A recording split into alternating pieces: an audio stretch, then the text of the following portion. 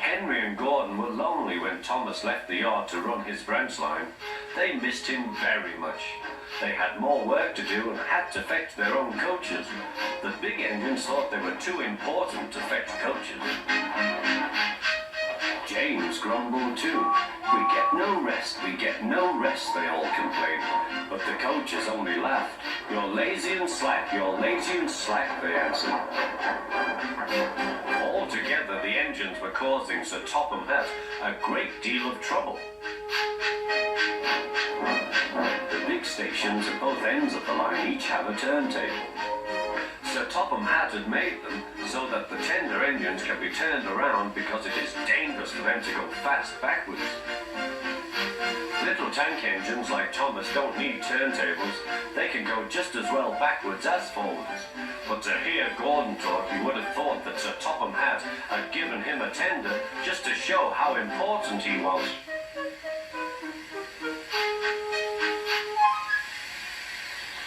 "You don't understand, little Thomas. We tender engines have a position to keep up. It doesn't matter where you go, but we are important. And for Sir Topham Hatt to make us do shunting, fetch coaches, and go on some of those dirty sidings, it's not the proper thing." Thomas chuckled and went off with Annie and Clarabelle. "Disgraceful," Gordon hissed as he ran backwards to the turntable.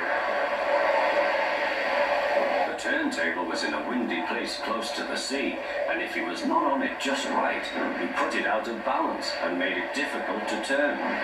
Today, Gordon was in a bad temper, and the wind was blowing fiercely. His driver tried to make him stop in the right place, but Gordon wasn't trying. The fireman tried to turn the handle, but Gordon's weight and the strong wind prevented him. "It's no good," they said at last. "Your big tender upsets the balance. If you were a little tank engine, you'd be all right. Now you'll have to pull the next train backwards." "Look," called some boys, "there's a new tank engine." "Oh, it's only Gordon back to front." "Hello," called Thomas, "playing tank engines? Sensible engine. Take my advice, scrap your tender and have a nice bunker." Gordon said nothing. Even James laughed when he saw him. "Take care," hissed Gordon, "you might stick too." "No fear," chuckled James, "I'm not so fat as you." "I mustn't stick," thought James.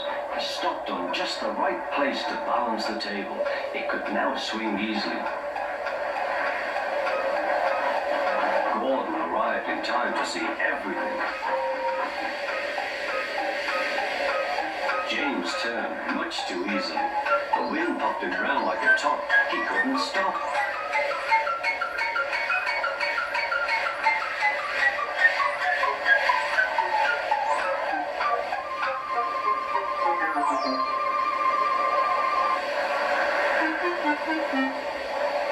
"Well, well," said Gordon, "are you playing roundabouts?" Poor James, feeling quite giddy, rolled off to the shed without a word.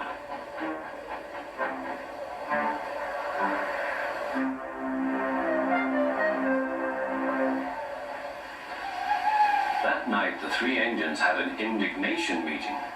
"It's shameful to treat tender engines like this. Gordon has to go backwards and people think he's a tank engine. James spins round like a top and everyone laughs at us. And to add to that, Sir Topham Hatt makes us all shunt in dirty sidings. Blah!" "Listen," said Gordon. He whispered something to the others. "We'll do it tomorrow. Sir Topham Hatt will look silly." The engines had decided to go on strike.